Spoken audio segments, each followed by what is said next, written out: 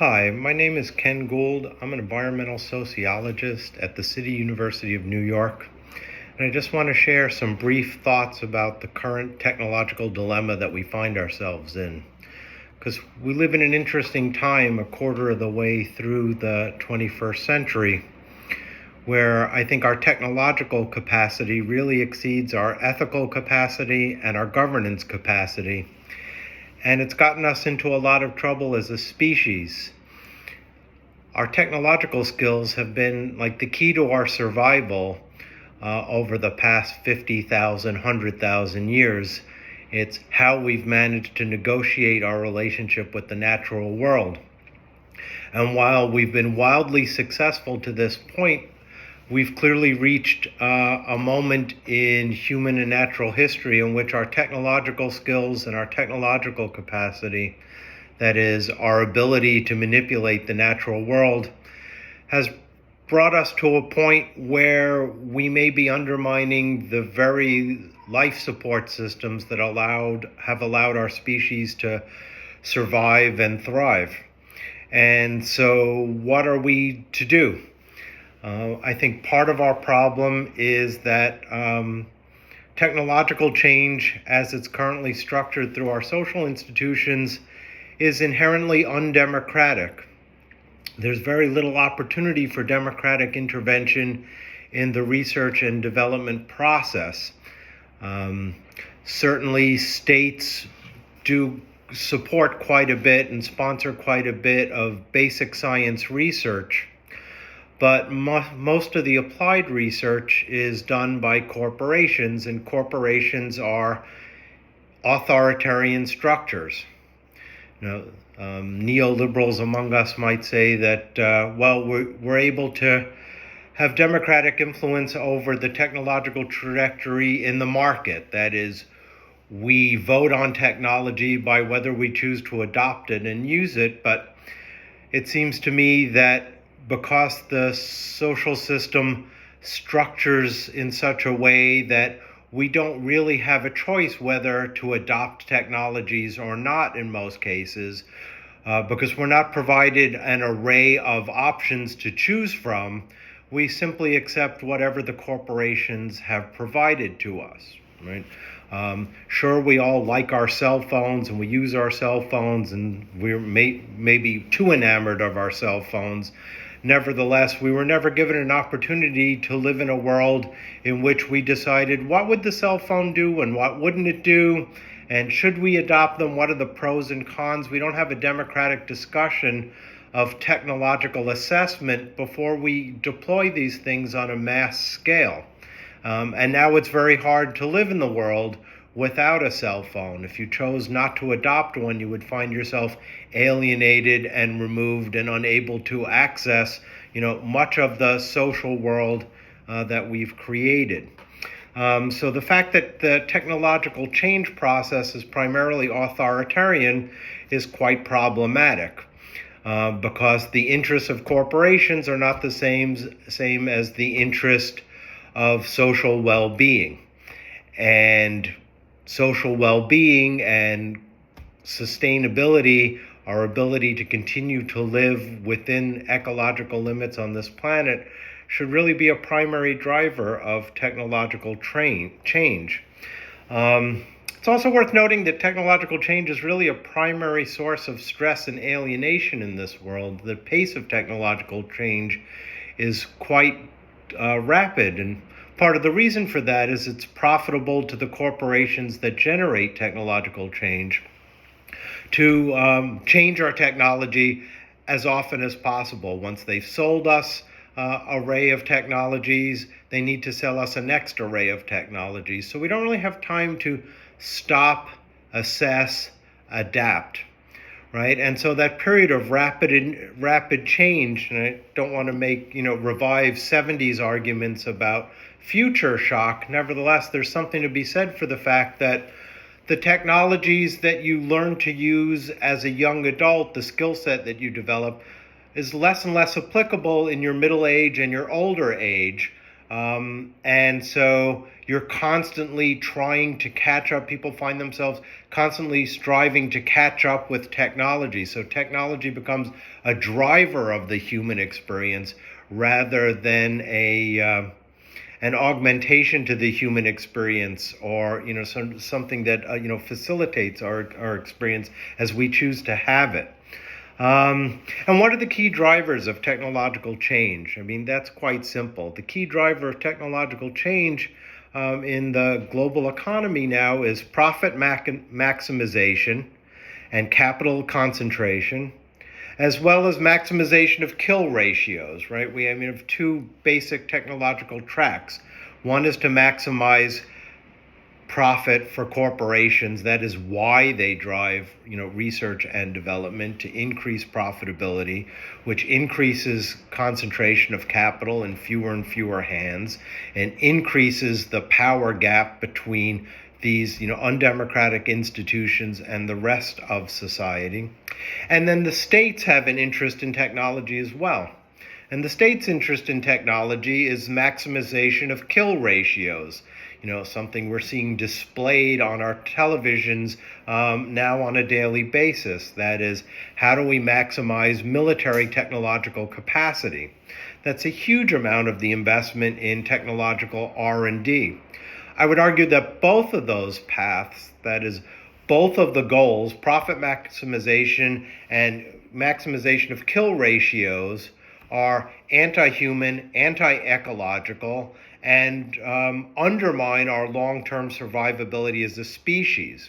So again, it's an interesting point in human experience, in human history, where technological skills and our technological capacity, the very thing that has been the key to our survival as a species is now turned into the very thing that is maybe the key to our destruction as a species. And of course, when we go, we're taking most of the other species with us. So both of these goals of technological change are anti-social, anti-human, anti-ecological, and anti-life. Now, medical technology may be an exception, right? And there's a reason why every new technological innovation is initially sold to us as in terms of its medical applicability. Nanotechnology, all of the great medical benefits we're going to get from nanotechnology. Rarely do we talk about all of the deadly medical health impacts of nanotechnology. And there's a reason for selling it. It's hard to argue against new innovations in medical technology. Everybody wants to be healthy. Everybody wants their family to be healthy. Everybody wants to live a longer, healthier, more able life. So it's a good public relations scheme to sell everything. Remember, nuclear technology is also sold in terms of its health benefits.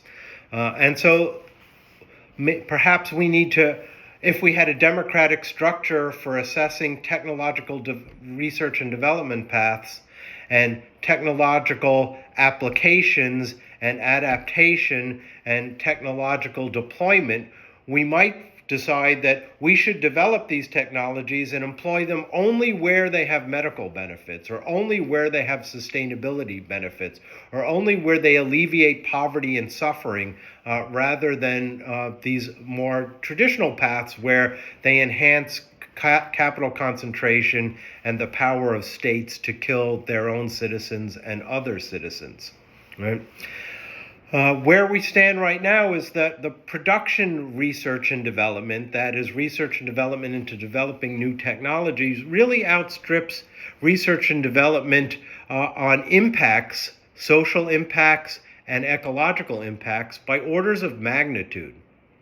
So we find ourselves awash in new technologies and adopting new technologies and really dominated by new technologies before we've even begun to have a conversation about what are the pros and cons, what are the negative health impacts, what are the negative ecological impacts, are we able to manage those impacts, how do we assess those impacts? We don't do that. That is, we don't apply a precautionary principle to technological research and development.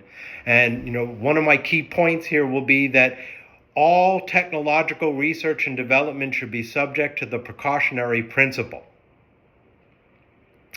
Instead, each round of technological research and development as currently structured through our social institutions tends to result in greater inequality, greater ecological destruction, and greater authoritarianism. All three of which are things that we would not choose to do if we had a democratic deliberative process regarding technology. So another key point, technological research and development has to be subject to democratic governance. And that is a difficult thing because it is a global process, right? And we don't have good global governance. We barely have any global governance. And we live in a global society with global ecological threats and global social threats. We have a global authoritarian movement in this world, and we don't have global governance to address those things. If you think about some of the more recent developments in technology, the development of the surveillance society, and I'm not just talking about, face recognition, generally the CCTV world that we live in. AI is going to greatly enhance facial recognition. And so the loss of the capacity for privacy, the undermining of the capacity for social protest, the undermining of our capacity to live a life outside of the purview of corporate and government surveillance. That is the thing, if you ask most people, they might choose not to live in a world like that. That world is coming, and it hasn't been democratically decided upon. The whole range of de-skilling and technological dependence that we have with Alexa and Siri and GPS and AI, all of those things have clear social benefits. We have social benefits from this, so this is not a black and white issue. But we've never really had this conversation about what do we want de-skilled? What labor do we want to give up to technology? And what capacity for labor, what skill set do we want to retain, as an organic human species, rather than devolve that to technology, remember, and in technology that's controlled largely by corporations and lesser so by states. We can think of geoengineering, if you will, as a metaphor for trying to fix problems created by undemocratic technological innovation with additional undemocratic technological innovation. That is, we did not make a democratic decision about changing the chemical composition of the Earth's atmosphere to create global warming and climate change, right? If you proposed it to people as an experiment or as a plan, we're going to do these things, and when we do them, we're going to change the chemical composition of the Earth's atmosphere and see what happens. I think most people would say, that's a terrible idea. We shouldn't do that. Right? We should think about what would happen, what might happen, and if we think what's going to happen is negative, has negative social and ecological consequences, we would choose not to do that. Instead, that non-democratic decision to change the chemical composition of the Earth's atmosphere has produced dire consequences for every species on Earth, for every ecosystem, for every society, for every person, everywhere. And now the solution to that is likely to be some form of geoengineering, which will be deployed undemocratically, without a larger conversation, without democratic deliberation, by individual states and or corporations. And we will see what happens from that experiment as well. So again, technology is a form of authoritarian decision-making and control. In a sense, what we're talking about is a technological Ponzi scheme in which each technological innovation produces unanticipated or undiscussed social and ecological problems, and then we're going to address each of those social and ecological problems with additional undemocratic technology, layer upon layer upon layer upon layer, and it's not clear to me that this is going to work. With 50 years of technological innovation since the emergence of the global environmental movement, every single dimension of environmental destruction has become worse. So our capacity to use technology to solve environmental problems has thus far proven to be quite limited.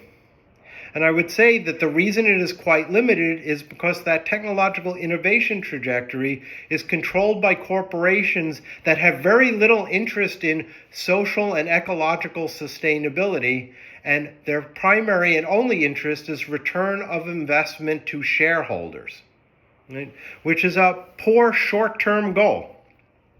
There's no reason to believe that technology can be used to effectively solve social problems, since we haven't been able to do that, and our technological capacity is greater than it has ever been.